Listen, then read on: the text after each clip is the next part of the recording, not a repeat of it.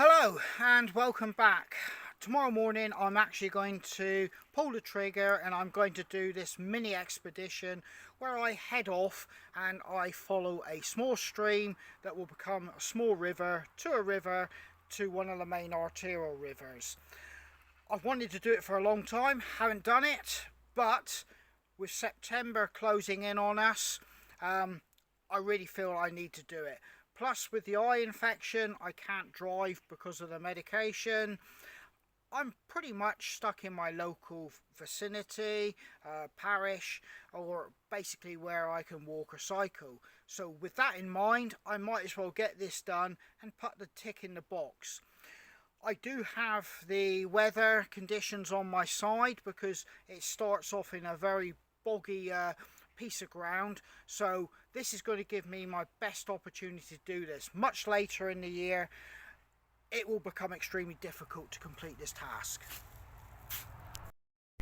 Well, it's the morning after and I'm up slightly later than I wanted to be, and that is quite simply because I went to feed the chickens and it was too dark and gloomy looking down through the hedge, so basically I wouldn't be able to film anything, and on top of that I wouldn't get that full look around that I wanted also. So I've held off, but I'm about to start and we'll crack on. As with everything, there's a start, and to give you a bit of background, you can see technically this is where it would start, this particular stream. Basically from the corner there, rolling down through the hedge line.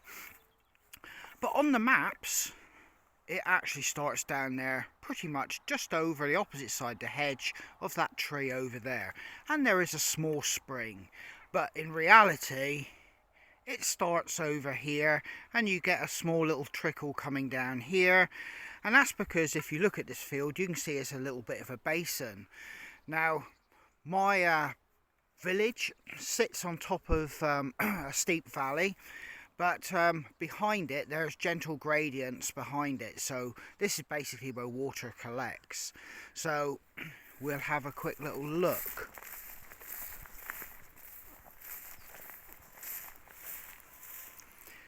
As you can see, the skies are turning blue. I'm a little bit more exposed than I really wanted to be. But, like I said, I'm going to do my best to keep out of sight and out of mind. So from there, I'm tracking along this hedge line. There is a boundary stone in there, and I showed it on another video before. But I've got to get down to the corner and try to get through the hedgerow down here. Dog walkers are starting to appear. I can hear them on the top lane. There's farm traffic, but majority of the road noise is ordinary people going to work, going to shifts and things like that. Now I've got to try and get through here, and this is where all my problems start. I did bring a set of gloves exactly for what I'm doing here, which is pushing through. I'm on my knees now going through to get into this, and basically I've got to work out how I get over this, but I'm well within the hedgeline undergrowth now. Like I said, I've got a big jumper on for stinging nettles and things like that. I'm keeping my voice down because I'm on the backside of some properties that have horses, and there's a good chance they'll be out and about doing horse stuff. I've just come through there, this water channel, and you can see there is a more modern drainage system that's been put in place there to help with the water coming away.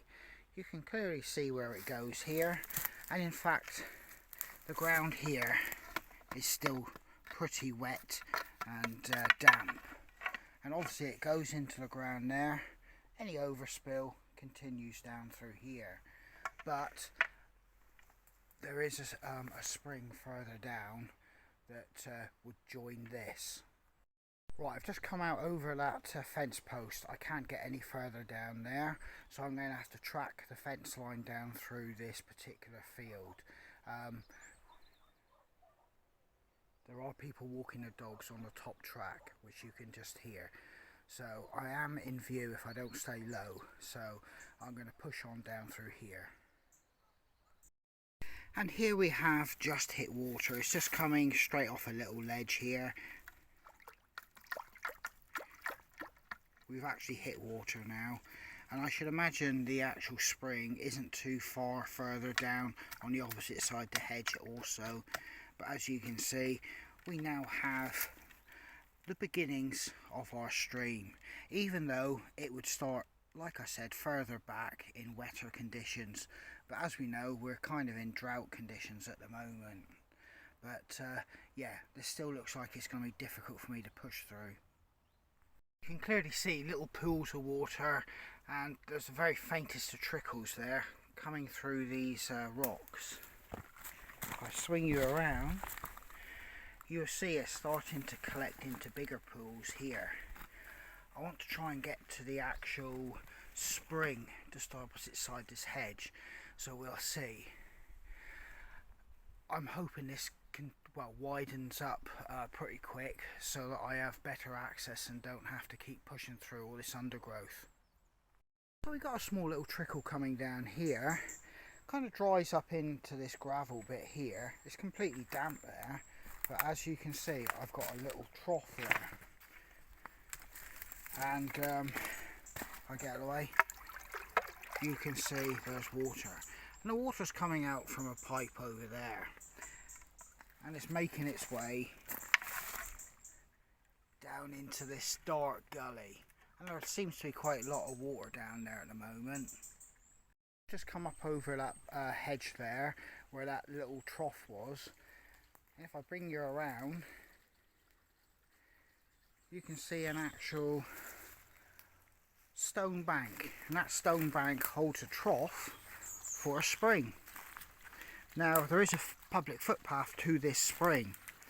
Now this would have been the source of water for the village, for the poor and the working classes, because where the village is, there's no streams and there's no river, so this would be pretty much their source of water which they would be able to get to. And that is pretty much hence why I reckon the public footpath just goes to the spring and nowhere else. And there you can see the actual trough.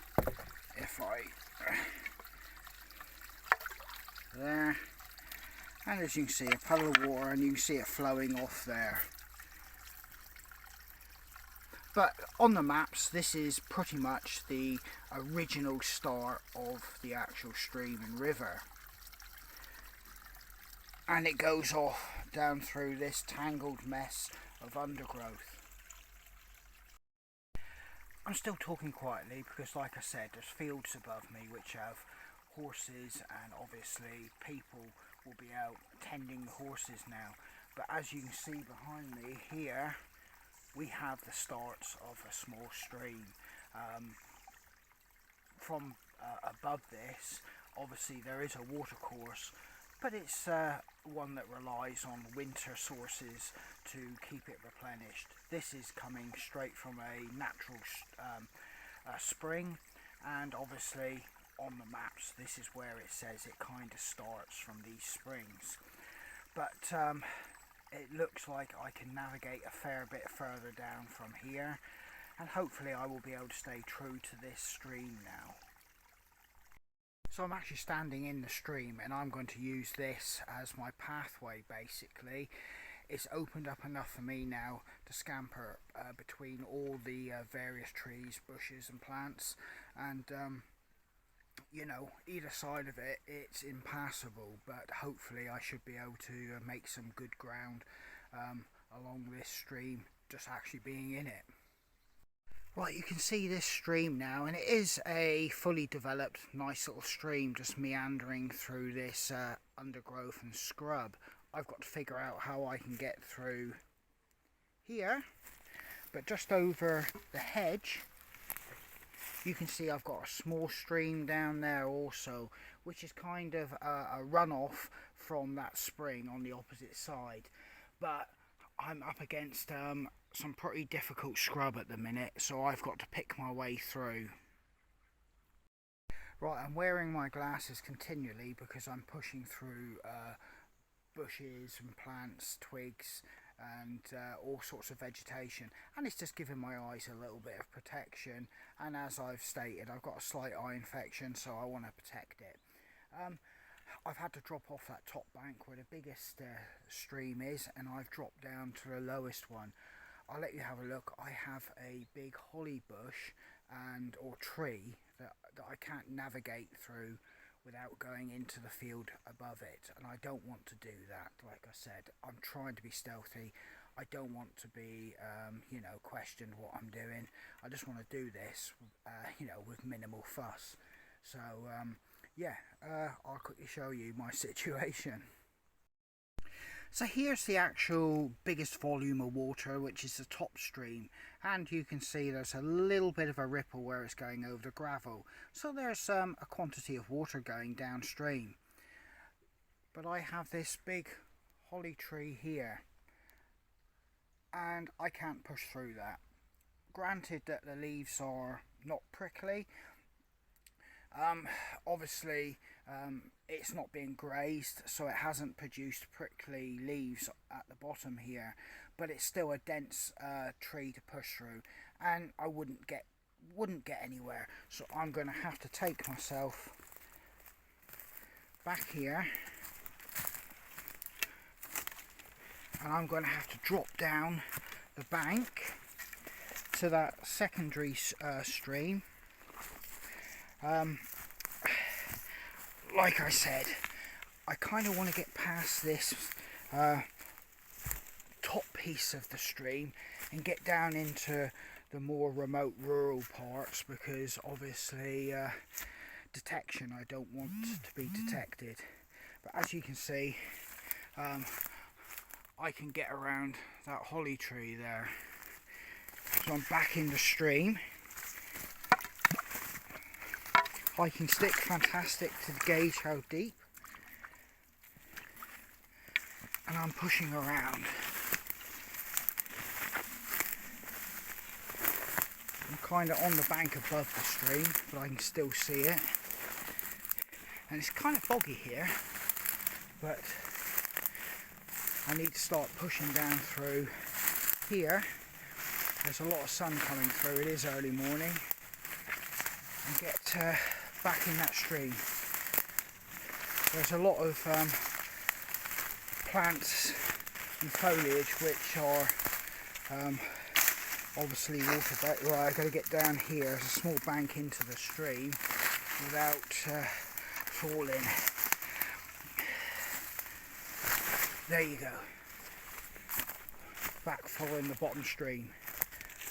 This is what I'm doing at the moment. As you can see, got all kinds of plants that are suited and adapted to the wet conditions here. So you know that it's going to start opening up where the thicker vegetation can't survive in the damp conditions like this here.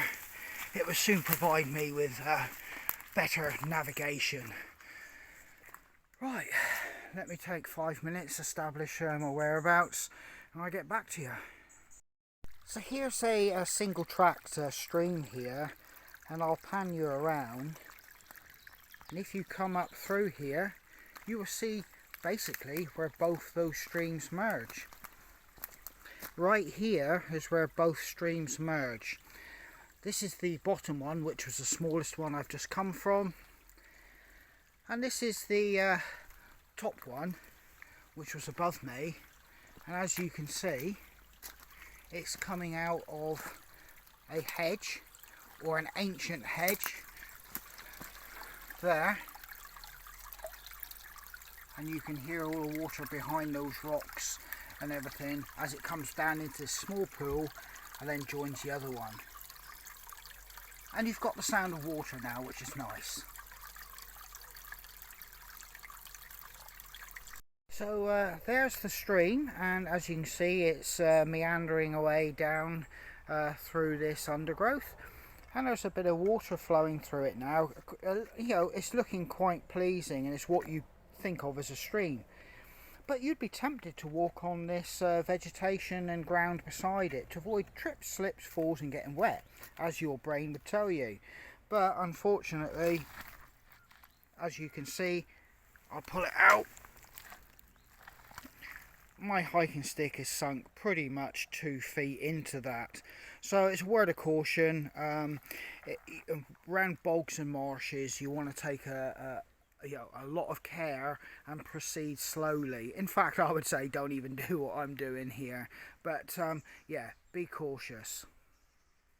So this is slow going, it's not fast. I obviously I don't want to get wet, and obviously I don't want to be fighting my way through undergrowth and bogs. I do have the option of fields to my left, because I've kind of left the built up areas on that side of this bank behind. I have a farm only 300 metres above me, so I don't have that option on the right hand side.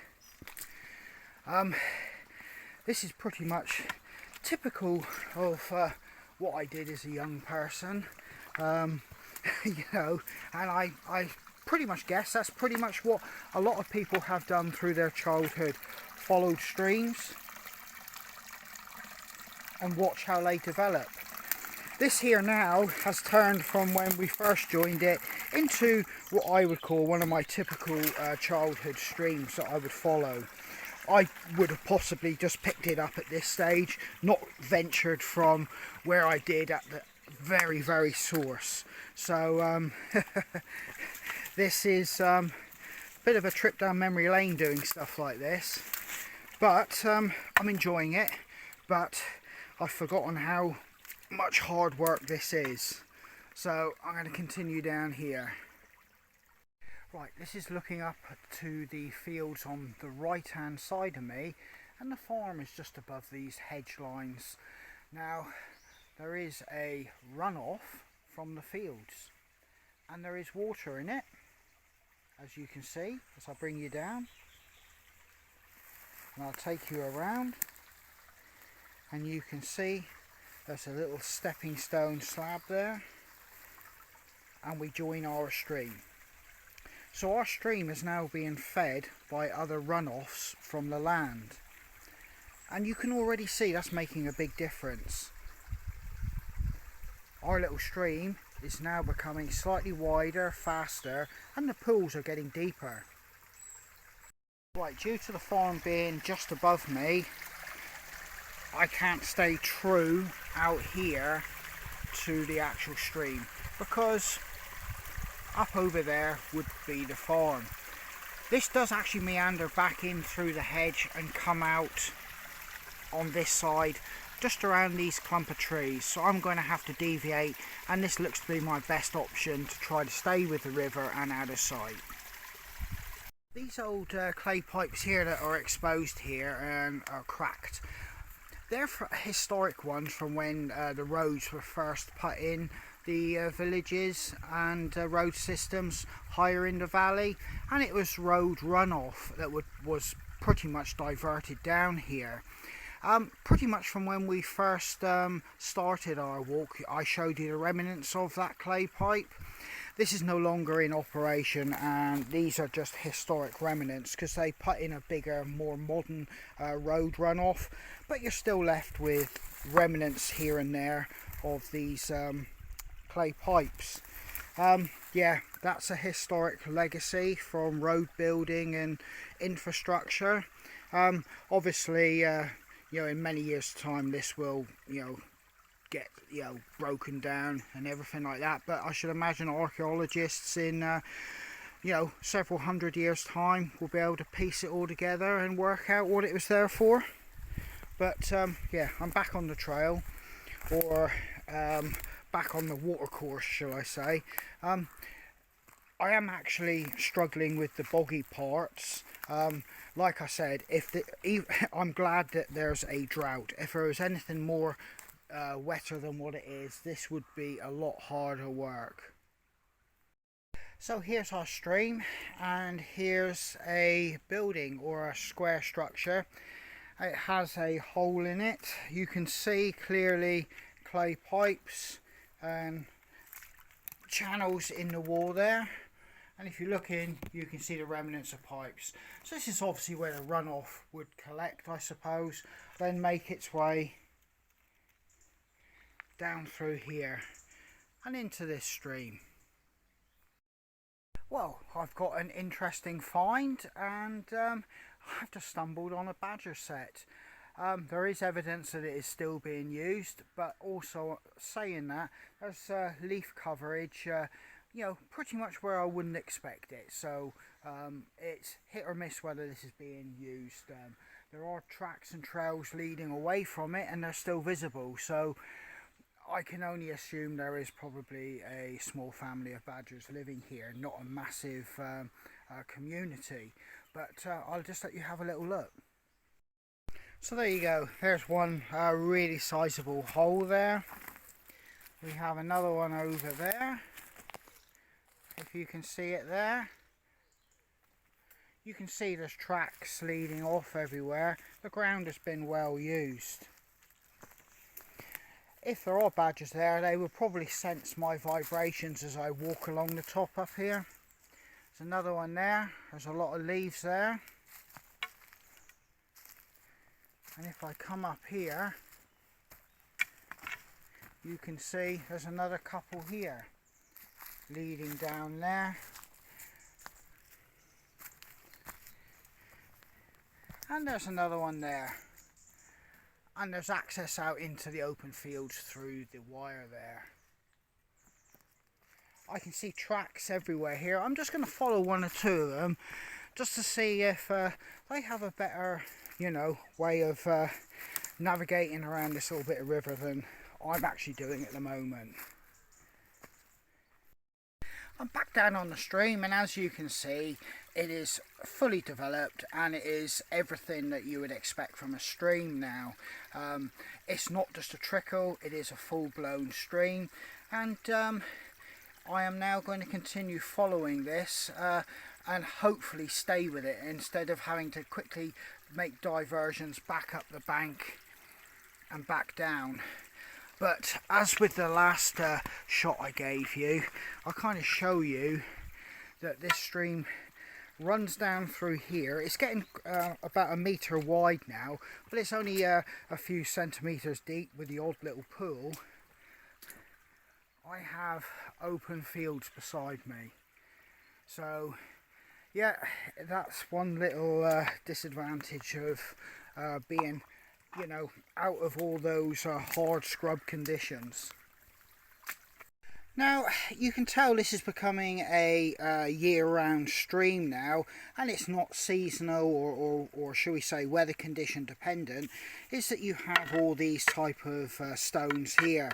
It's kind of down to the bedrock, like shale type stuff, and you know, that's because it's continually worn away and nothing is allowed to settle on it. No gravel or silt. So you do know that there is a flow pretty much around this part of the stream year round, and it's always of a nature enough to keep it clear off these rocks. So I've kind of left the stream in there, in amongst all that stuff there. It pinched too tight. The barbed wire was either side of the bank and it was fully overgrown. I can't push through that, so I've had to come out into this like little marshy paddock, which has basically been barbed wired off itself. I don't think nothing ever comes here and it's not used for nothing, but I'm going to have to track along it till I can gain access to the stream again. It looks like it's probably only about 20 to 30 metres down there. I've just seen a fox slowly bimble off down through the undergrowth there, so yeah, that was a pleasant sight, but obviously I'm too slow with the camera. There's our stream again, meandering just down this bank, but it's looking like I can follow it along the top of this old hedgerow, because obviously it drops down into that paddock again. And could this be the thoroughfare the fox uses to gain access to our village at the top of the valley? Nice little thought, isn't it? A fox little highway.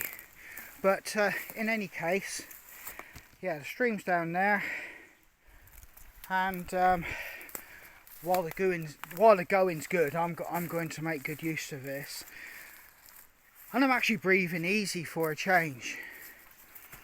I can already see in there that is extremely marshy. That there, come winter, you would have no access into that. Right, let me continue. Right then, you can see I've got buildings up there, farm buildings. It's focusing in and out, it's struggling because of the zoom. But I have heard a lot of banging, not too far in the distance in front of me. So that's concerning. But we'll proceed with caution and we'll see how this plays out. Like I said, this particular low-lying part here is extremely marshy and boggy. It's impenetrable. You know, it's not even worth trying to get across there or doing anything with that. And indeed, I would strongly suggest it would be dangerous to try to attempt that anyway. Right, if you wonder why it's useful carrying a hiking stick, it's for this, and that is bushwhacking. You know, I'm running into a dead end here. Obviously it's too marshy for me to go in on that. That's just a floating carpet on top of stuff. I'm just going to see if I can skirt around this. If not, I'm going to have to backtrack because I can't push through all that. And I'm going to have to scamper along the field running alongside this and do it in a really stealthy manner, you know, almost to the point it's going to be comical, where you could be on your hands and knees because of the farm buildings overlooking this piece of ground. You know, I'm not really into doing that, but I'm not going to turn around at this particular moment yet. There's the stream, as you can see. This is electric fence, and boy don't I know it. And you can see my precarious situation with those farm buildings just up there. I did see 2 herons fly by and a buzzard, which was spectacular. But that was a short consolation for the fact I'd just touched that electric fence by accident. But in any case, I'm following this stream still, and I've got to try and get myself out of this situation now, because this isn't good. I'm open to view from a lot of angles. Right, there's a lot of noise coming from those houses and small little hamlet just there. You might just see the roofs if it will focus. There are people just in the fields just over, so yet again, this is going to be me doing some absolutely stupid hands and knees crawling in some places to avoid being seen. Thank Christ I've actually got back to some navigable river sections now, and obviously that gives me a bit of cover, and it means I progress a bit faster. And yeah, don't ever touch electric fence. That's a strict warning from me. It can actually be dangerous, if not fatal, if you've got health conditions. But I accidentally touched it. I knew it was electric fence. I didn't realise that I was quite so close. So that shows that, you know what I mean, you can get too confident, which I did. Touched it, and I got a belt, and I did not enjoy it. But like I said, it can actually be fatal, so don't repeat that mistake I made. Right, let's continue. Boy, I'm hoping I shan't be taking the left-hand side if I have to get out again. But I think I might just have run out of options, so I'm going to be taking the right hand side. Quite simply, I know there's no electric fence there. So the lay of the land is, as you can see, I've got a very steep hill there. I've got cattle up there. The one thing with cattle in fields, it's not the cattle I'm concerned about, it's the fact if anybody comes to check on them, you know, obviously I don't want to be seen down here. But I've just skirted around this hedge line. It's completely boggy and marshy, very hard going. I'll take you around here slowly. And I now joined the stream again. It's coming out from behind that hedgerow. There it is. And it's meandering off down through on this side of the hedge. Now I've got a feeling I shall be able to stay with this till I get past all this built up farm area, and it looks like there's some new buildings being constructed out of barns. There's a lot of people and a lot of eyes at the minute. And as I was walking around following this stream, I looked up and this giant head reared up out of the reeds at me. Now it's a bull. His girls are on top of the hill and he's down here just sat down enjoying the damp, wet, cool grass by himself. Usually they will pay you no attention and go about their business. I'm not prepared to give this one because he's been looking at me for quite a while. You know, I just don't have the vibe with him. It's not being scared because I've been around cattle, but this one's just spending too long looking at me. They usually go about their own business, so I'm going to try and stick with this this stream, going through all this till I get past him. As you can see, I'm only really one field away from all those buildings up there, and to the right of this, just over this rise, there's another farm and another lot of buildings being worked on. There's a lot of eyes around here at the moment, so you know, this is not really how I wanted to play out. I wanted to get past this field pretty quick, but due to a bull, I'm going to have to do something a little bit more different.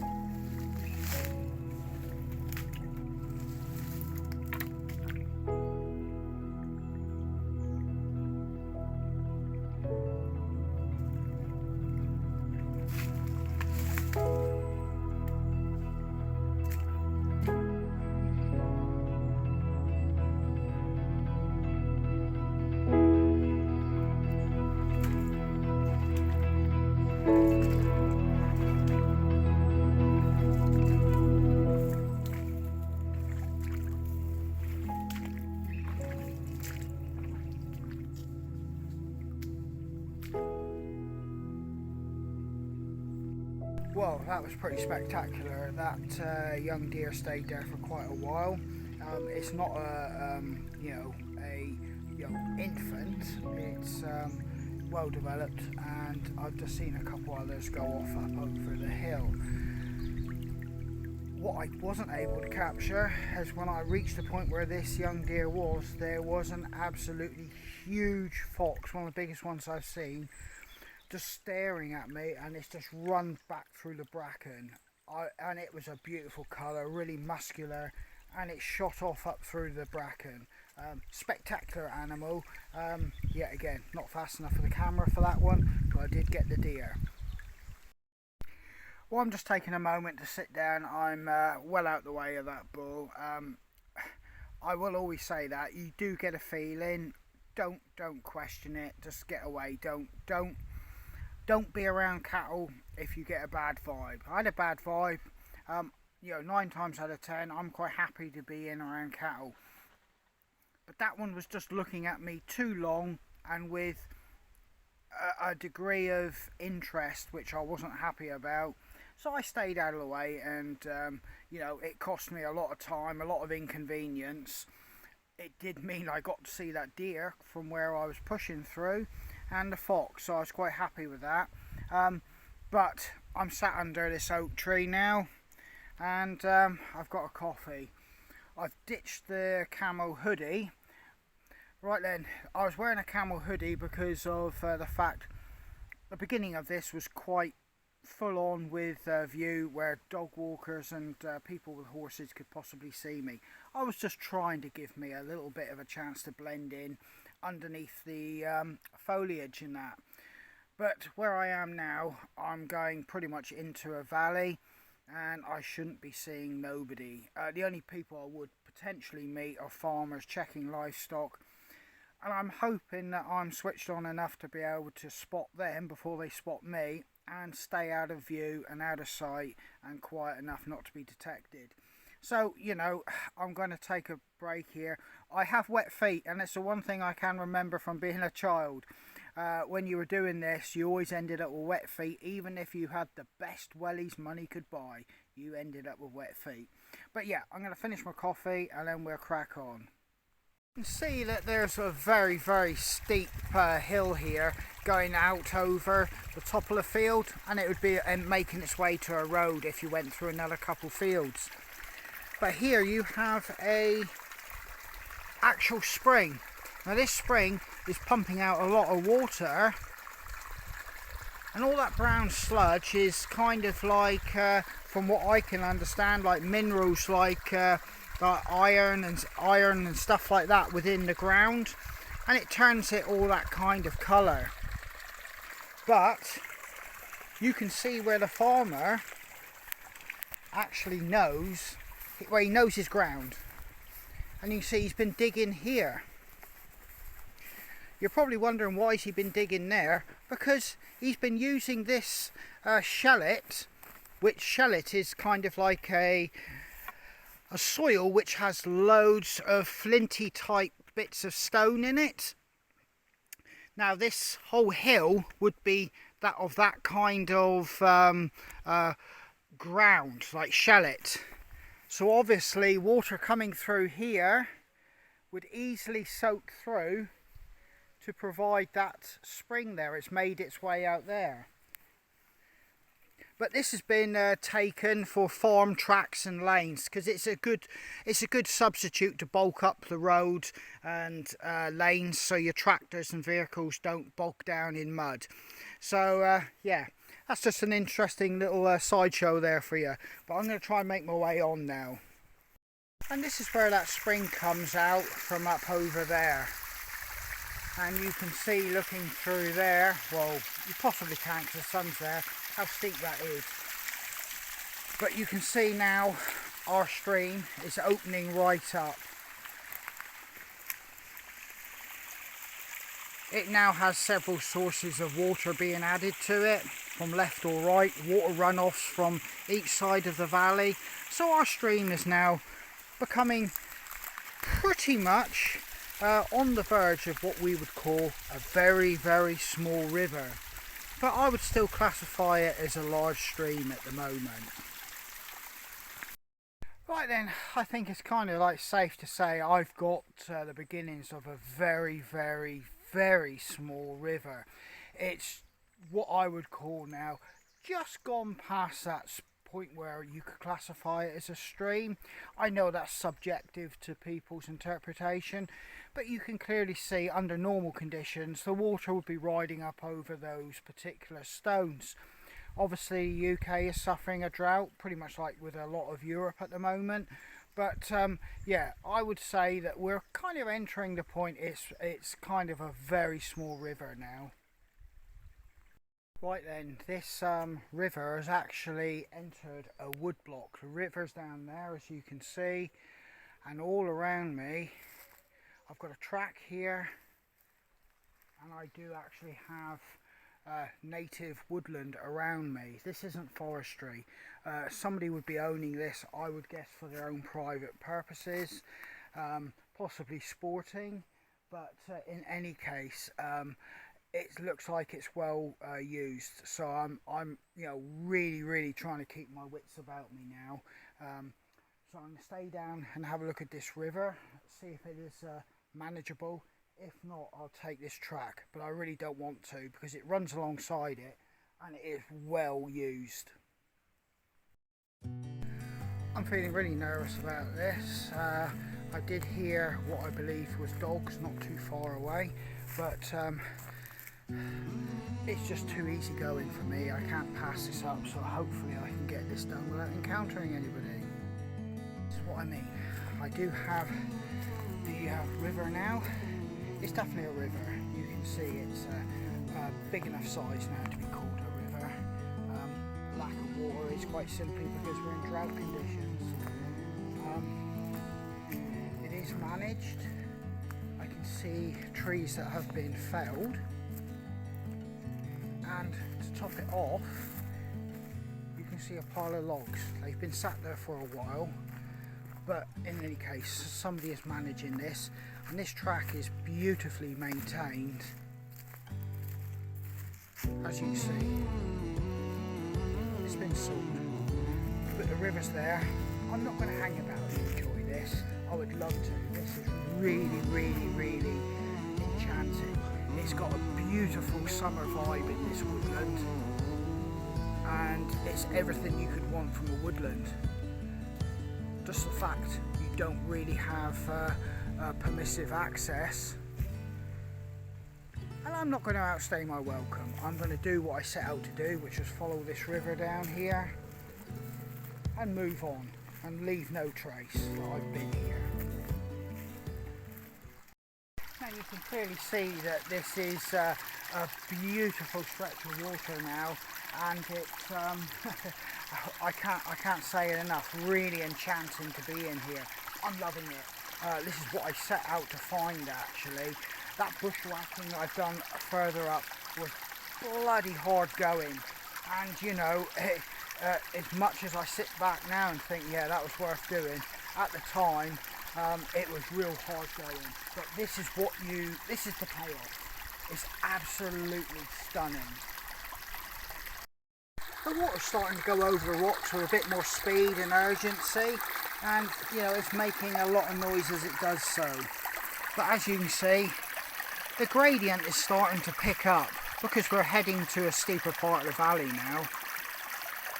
Right, I'm saying goodbye to this particular piece of woodland, as it now comes out into agricultural land. But the river now is taking a different direction through a different woodland, and I can already see it's heading up into commercial woodland. And I know this woodland, but not this particular section. Right, the river now has entered a commercial woodland, and all this is lumber which is commercially forested. There's a few little water courses coming off this one on either side of this ancient hedgerow, but to all intents and purposes I'm going to try and follow this particular river now.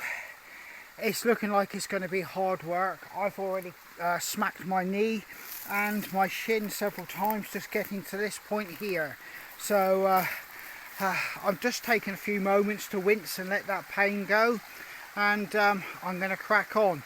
But some of these pools are getting deep now, so you can't wade through them, and as you can see, the water is speeding up. Right then, I have lost access to both banks for continuing on. I either, you know, do a long route round and rejoin it somewhere else, or I actually get into the water. And like I said, some of these pools now are about a foot deep in the deepest ones. So that leaves me with no option. Even though I've got boots, I'm actually stood here considering, do I just wade through it, as I have damp wet feet anyway, and I know from the location of this wood I've possibly only got a mile to go. But you know, it's still that fact, do you want to do that or not? But yeah, I'll let you know my decision in a moment. It doesn't look too bad there, does it? But then you're faced with all this. And there's that boot I'm talking about. What boots? And like I said, it's impenetrable on both sides. But I do not want to leave the river. I've got this far. So I'm guessing, yep, my feet are in it. Yes, I am totally wet. But like I said, they're wet anyway. And as a kid I had no problem doing this, and that was with welly boots. And I'm squelching my way down the river now. So yeah, the true authentic childhood experience now. Wet feet and trousers. Yeah, these are deep pools now, and I'm reckoning I could be up to my knee. That's as far as I'm prepared to go. If it gets any more than my knee, I will have to resort to moving up into the higher ground of the woodland and follow it along that path. But let's just see where it goes. Right, you can join me going through this one here. And as you can see, it is not shallow. Yeah, that's knee deep there, as you can see down there. I'll show you. You can see that, knee deep. Like I said, this is a river now. Yeah, knee deep. No jokes. And yeah, I got to go along here. It is kind of dark and gloomy in here as well. Obviously that's because it's a commercial forest and trees are stacked really tight together. But I'm having to pick my way through all this, and it's not easy. If you look up there, you can just see roofs and structures. I'm only a field away from them, so everything I do from here has to be dead quiet and stealthy. It's not proving to be too easy to navigate this bit.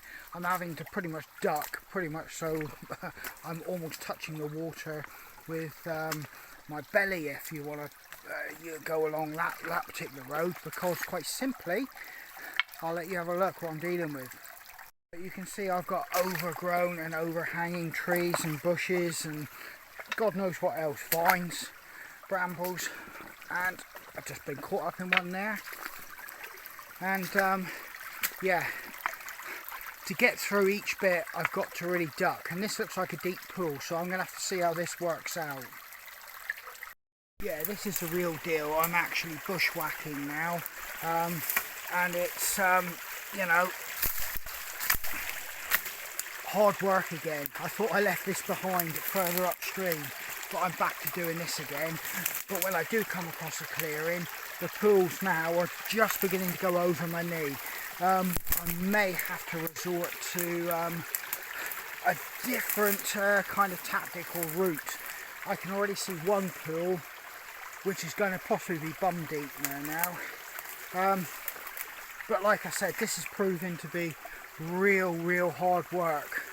More than I actually anticipated, and possibly subconsciously I probably expected all this, and that's why it's taken me so long to do this particular expedition.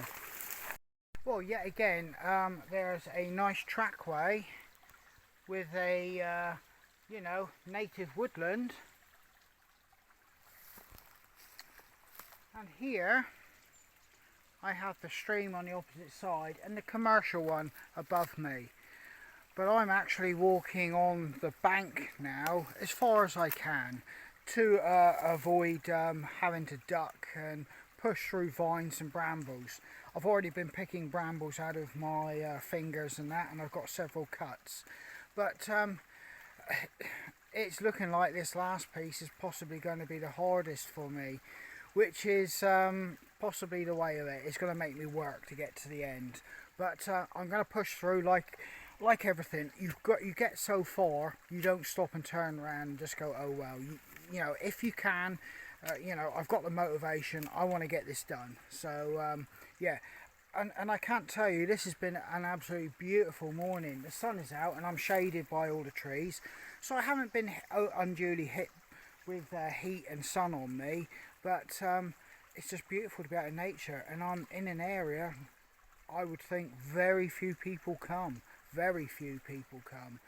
You know, in a year, probably a handful, if that. So, you know, I'm totally blessed. I'm back in the river, and I'm not afraid to use the term river now. As you can see, it is actually a small river. So yeah, let's get wading again. Both banks are proving pretty much impenetrable, and I'm having to bushwhack through them if I do have to get onto the bank. Yeah, this is real hard work now, and there's no bones about it that for every 2 or 3 meters I'm going forward, I'm having to possibly do 1.5 meters of bushwhacking with it. I've just come across a little patch here. Looks like I can stroll down through, so I've took a breather, but I'm trying to find somewhere I can sit down, have another coffee, and a little bit of some bite to eat, and then push on through.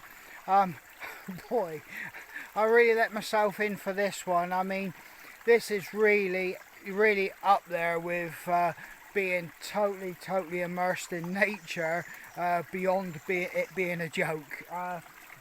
I'm loving it, don't get me wrong, but I am actually working hard. There's no point me turning around and just, you know, calling it a day now, because I've got so much hard work if I wanted to go backwards. Unfortunately, forwards is the only option. This kind of terrain makes me realise, if you know, you look back through history, what you know, the early explorers might have had to contend with pushing through the South American, African, and indeed Asian jungles. It would have been real hard graft and hard work. And you can understand why it took so much time. And you know, even when I went to Belize, you know, I was left with that impression of, whoa, that is pretty impenetrable. But you don't have to go that far. You come to somewhere like this in your local area or parish, you realise, you know, bushwhacking through stuff like this is real hard work. Well, I've just stopped for another cup of coffee, something to eat, and it's already been more hours than I thought it would be. But inside that gate you can actually see water, where there's a small stream running alongside this bank. And here by the bridge you can see we have water running down through here, and this is a forestry gate and bridge.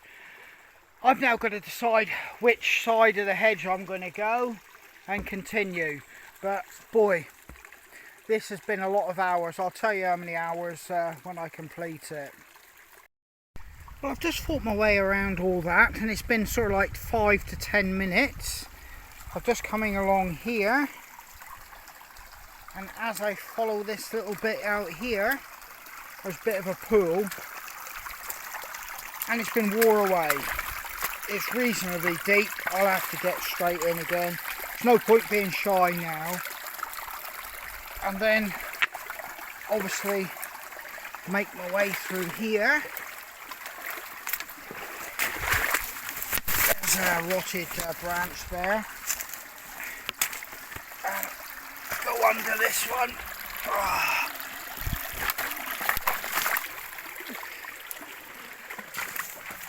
And then come out to a main river.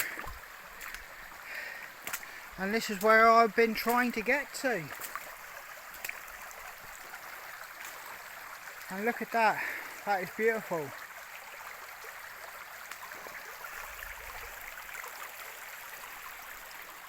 And there you go. That is exactly what I've been trying to do and trying to achieve. And I wanted to see where this stream and small river that starts from my place at the top of the valley, where that actually comes to down here to a main river. And the water level is really low, like we say, you know, and like I've been saying all along, it's down to the fact that we've got drought conditions, but nevertheless, this is one of the bigger rivers in my parish. Well, I'm really stoked. I mean, now I'm here, it's been a major achievement. You know, it hasn't come easy, and it's been a lot of hours. It's been possibly the best part of 5 hours to get to this particular point. um, and that sounds ridiculous to cover like 2.5 miles, but unfortunately it was hard going, and I hope that's reflected in this particular video. Would I do it again? Ooh. I think once may be enough for this particular river. I now know where it goes. I've seen it. It was beautiful, but the amount of work with bushwhacking to cover that ground, and the difficulty to access a lot of that area. In fact, I was going backwards and forwards as much as I was making any real headway. But I'm glad I've done it. It's one of those things I now know. I've got a massive sense of achievement inside, and I'm smiling ear to ear, to be absolutely honest with you. And once I get out onto the road and start walking up over the valley hill to home, and you know, I start sitting down and thinking about what I've done, it'll probably hit home, you know, a bit more, and I'll be even more chuffed with what I've done. But yeah, this was a massive achievement. I'm so happy I've done it. And I'll be blatantly honest, possibly, you know, one of few people that's followed that very start of the water course right the way down to this main river. So I'm totally stoked. But yeah, it's now left for me to make my way home, and I'll have a little chat with you then. Well, I was going to wrap this up when I got home, but I thought well, might as well do it here. It's beautiful surroundings, so yeah, I'll finish it up here. Obviously what I did there was dangerous, because obviously you're a long way from help. Several times there I didn't have phone signal. You're around water, rocks, slips, trips and falls and everything of that nature. So I'm just going to throw that out there that you know, it's not you know, a practice I would endorse you doing. But ultimately I have done it, and I've enjoyed it. I'm an outdoors kind of guy. But on that particular note, me and the wife, we've had a little bit of a moment where we've kind of sat down and looked at ourselves and realised, me being 52 and my wife a bit younger, but we're older parents, shall I say, and we realised that we're going to start investing more time in ourselves and what we want to do as a family.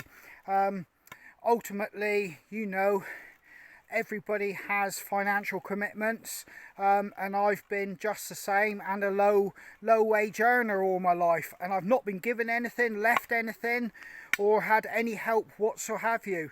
And that's not bigging myself up, but I've just reached a point where being frugal and you know, being very sensible with money and things like that, and you know, scrimping and saving and going along steady, I can possibly just take things a lot easier now, and that's what we intend to do.